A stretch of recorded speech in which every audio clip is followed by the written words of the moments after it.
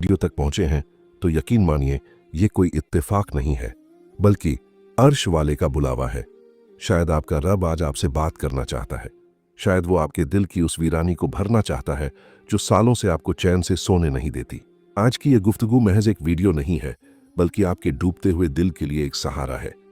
मैं आपसे वादा करता हूं कि अगर आपने आज के ये चंद मिनट पूरी गहराई से सुन लिए तो आप वो इंसान नहीं रहेंगे जो आप इस वीडियो को शुरू करने से पहले थे।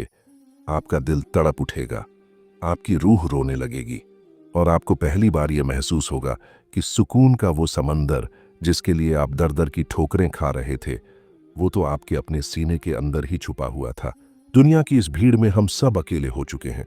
हम मुस्कुराते तो हैं, मगर हमारी रूह अंदर ही अंदर चीख रही होती है। हम महफिलों की रौनक बनते हैं, मगर घर लौटते ही एक ऐसी तन्हाई हमें डसने लगती है जिसका कोई इलाज नजर नहीं आता। हम सोचते हैं कि शायद और पैसा आ जाए तो सुकून मिल जाएगा, शायद बड़ी गाड़ी और बड़ा घर आ जाए तो दिल का चैन लौट आएगा। लेकिन ऐ इंसान, जरा ठहर, अपनी भागती हुई जिंदगी को एक पल के लिए रोक और गौर कर। तूने कभी सोचा है कि बड़े बड़े महलों में रहने वाले लोग रात को नींद की गोलियां क्यों खाते हैं और एक मजदूर खुले आसमान के नीचे बेफिक्री की नींद कैसे सो जाता है?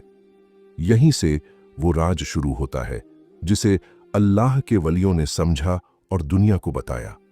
अल्लाह रब्बुल इज्जत ने कयामत तक के लिए यह फैसला लिख दिया है, अला बिज़िक्रिल्लाहि तत्मिन्नुल क़ुलूब, यानी खबरदार हो जाओ, कान खोलकर सुन लो कि बेशक अल्लाह की याद में ही दिलों का सुकून छुपा है।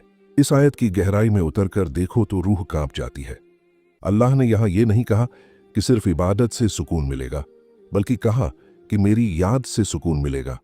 और याद वो होती है जो दिल की हर धड़कन के साथ जुड़ी हो।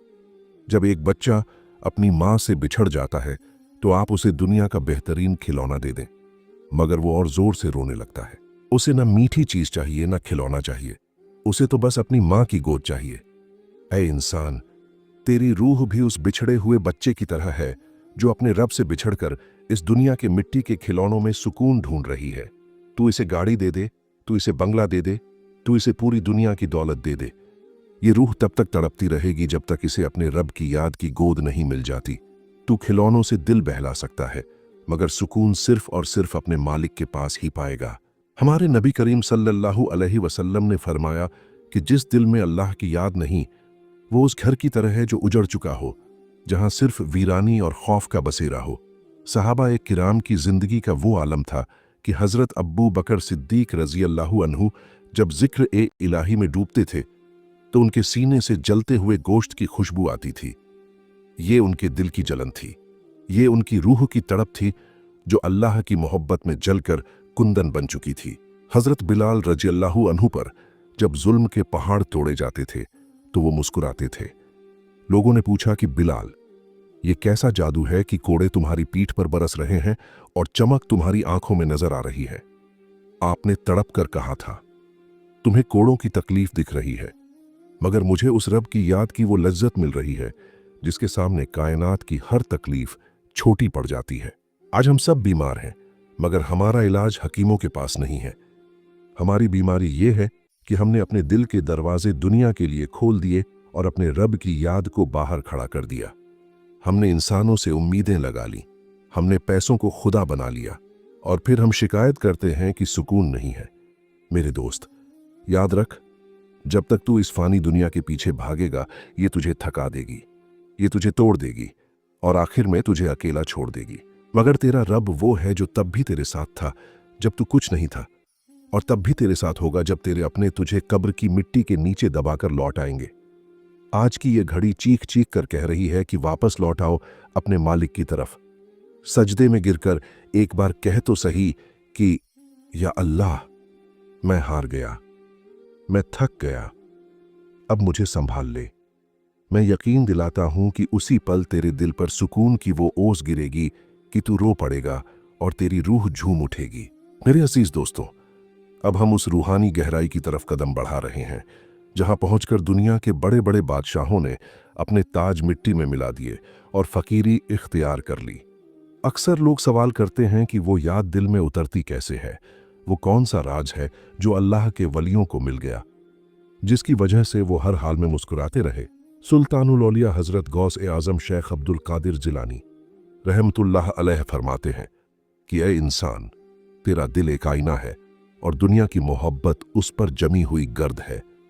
तू चाहता है कि तुझे खुदा का नूर नजर आए, तू चाहता है कि तेरे दिल को चैन मिले, लेकिन तूने उस आईने को अपनी ख्वाहिशों के मैल से इतना गंदा कर दिया है कि तुझे अपना असली चेहरा भी नजर नहीं आता। जरा उस सबसे बड़े राज को सुनिए जो आपकी रूह को झकझोर देगा। जब तक दिल में दुनिया का डर या दुनिया की उम्मीद बाकी है, वो दिल कभी सुकून का ठिकाना नहीं बन सकता। हम डरते हैं कि कहीं नौकरी न चली जाए, हम डरते हैं कि लोग क्या कहेंगे, हम उम्मीद लगाते हैं कि कोई इंसान हमारी मदद कर देगा। याद रखिए, जब तक आपके दिल में अल्लाह के अलावा किसी और का खौफ या किसी और की उम्मीद रहेगी, आपका दिल बेजार ही रहेगा। जिस दिन आपने ये यकीन कर लिया कि मेरा नफा और नुकसान सिर्फ मेरे रब के हाथ में है और कायनात का कोई पत्ता उसकी मर्जी के बिना नहीं हिल सकता, उसी दिन से आपके दिल से बोझ उतरना शुरू हो जाएगा। वलियों का सुकून इसी यकीन में छुपा होता है कि जो मेरा है वो मुझे मिलकर रहेगा और जो मेरा नहीं है उसे पूरी दुनिया मिलकर भी मुझे नहीं दे सकती। हजरत ख्वाजा गरीब नवाज मोइनुद्दीन चिश्ती अजमेरी रहमतुल्लाह अलैह का वो इरशाद याद कीजिए जो प्यासी रूह को सैराब कर देता है। आप फरमाते हैं कि दरवेश वो है जो दुख में ऐसे खुश हो जैसे लोग सुख में खुश होते हैं। जरा सोचिए, ये कैसा मुकाम होगा जहां इंसान को तकलीफ भी मीठी लगने लगे।